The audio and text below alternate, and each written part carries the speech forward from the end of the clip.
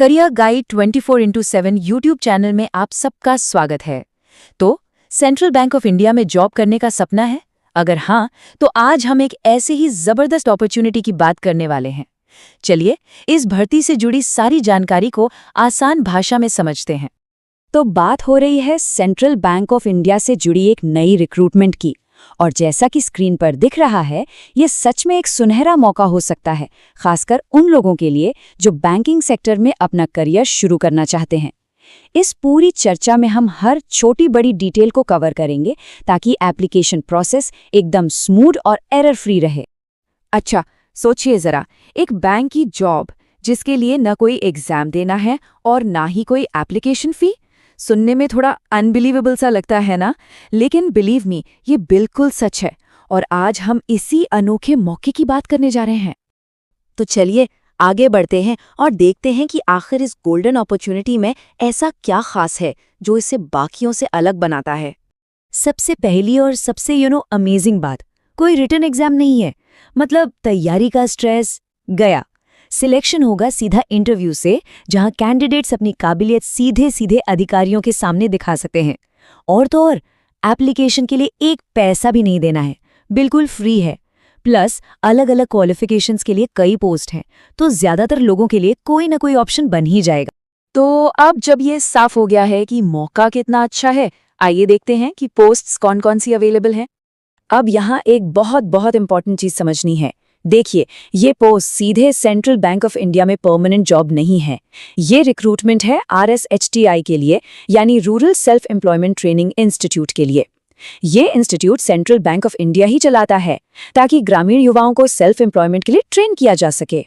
ये post contractual basis पर हैं, राइसन सेंटर के लिए, जो कि गवर्नमेंट सेक्टर में एक्सपीरियंस लेने का एक बढ़िया जरिया हो सकता है। तो स्क्रीन पर एक क्विक ओवरव्यू है तीनों पोस्ट का। ऑफिस असिस्टेंट के लिए ग्रेजुएशन चाहिए, सैलरी है 20,000। अटेंडर या सब स्टाफ के लिए 10th पास, सैलरी 14,000। और वॉचमैन कम गार्डनर के लिए 7th पास, सैलरी 12,000। चलिए अब इन तीनों को थोड़ा डिटेल में देखते हैं। तो सबसे पहले बात करते हैं ऑफिस असिस्टेंट की। जिन्होंने BSW, BA या BCom किया है, ये पोस्ट उनके लिए हो सकती है। हाँ, कंप्यूटर नॉलेज जरूरी है, MS ऑफिस और टैली आना चाहिए। सैलरी जैसा कि बताया 20,000 पर मंथ है और काम भी काफी रिस्पॉन्सिबल है, जैसे डायरेक्टर को असिस्ट करना और अकाउंट्स मैनेज करना। अगली पोस्ट है अटेंडर या सब स्टाफ की। इसके लिए सिर्फ 10th पास होना काफी है। एक जरूरी चीज, लोकल लैंग्वेज अच्छे से आनी चाहिए ताकि आने जाने वालों से आसानी से बात हो सके। सैलरी है 14,000 रुपये महीना और काम इंस्टीट्यूट के इंचार्ज के इंस्ट्रक्शंस के हिसाब से करना होगा। और आखिर में तीसरी पोस्ट है वॉचमैन कम गार्डनर की। जैसा नाम से ही क्लियर है, ये एक डबल रोल है। सिक्योरिटी के साथ साथ गार्डनिंग का भी ध्यान रखना होगा। इसके लिए 7th पास होना जरूरी है। और हाँ, अगर एग्रीकल्चर या गार्डनिंग का एक्सपीरियंस है तो प्रेफरेंस मिलेगी। सैलरी है 12,000 रुपीज पर मंथ। तो पोस्ट के बारे में तो जान लिया। अब सवाल ये है कि कौन कौन अप्लाई कर सकता है। आइए एलिजिबिलिटी क्राइटेरिया चेक करते हैं। ओके, तो एज लिमिट है 22 से 40 साल।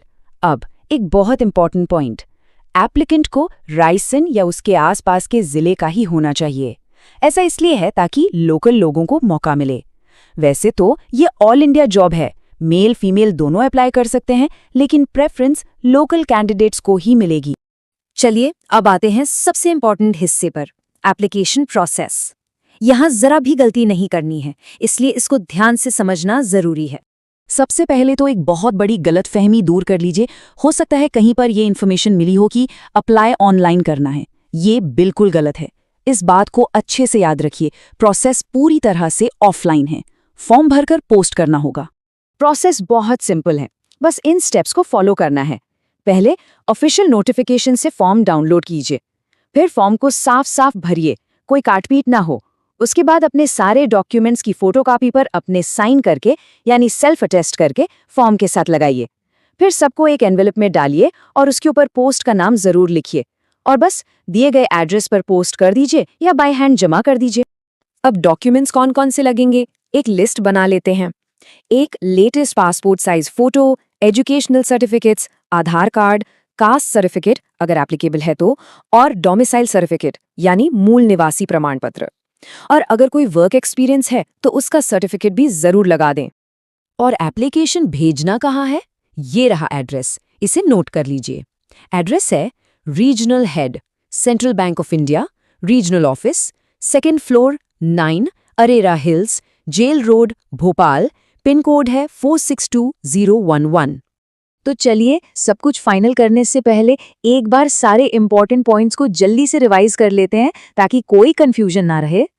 डेट्स याद रखिए, एप्लीकेशन 10 जनवरी 2026 से शुरू हो चुकी है और लास्ट डेट है 23 जनवरी 2026। टाइम काफी कम है। मोड सिर्फ ऑफलाइन, फी 0, सिलेक्शन सीधा इंटरव्यू से, इससे बेहतर क्या होगा? और जाते जाते एक सवाल, क्या गवर्नमेंट स्पॉन्सर्ड करियर पाथ में एंटर करने के लिए इस तरह की कॉन्ट्रैक्चुअल जॉब एक अच्छा पहला कदम हो सकती है? इस पर सोचना जरूर। एक जरूरी चेतावनी, ये सारी जानकारी सिर्फ सूचना के लिए है। डिटेल्स को हमेशा ऑफिशियल नोटिफिकेशन से वेरीफाई करें और एक बात हमेशा हमेशा याद रखें, नौकरी के लिए कभी भी पैसे ना दें। अगर कोई भी आपसे नौकरी के नाम पर पैसे मांगता है तो वो एक फ्रॉड है। सावधान रहें और सतर्क रहें। तो इस तरह की रेगुलर वीडियोस पाने के लिए प्लीज़ हमारे YouTube चैनल करियर गाइड 24/7 को लाइक और सब्सक्राइब करें। धन्यवाद।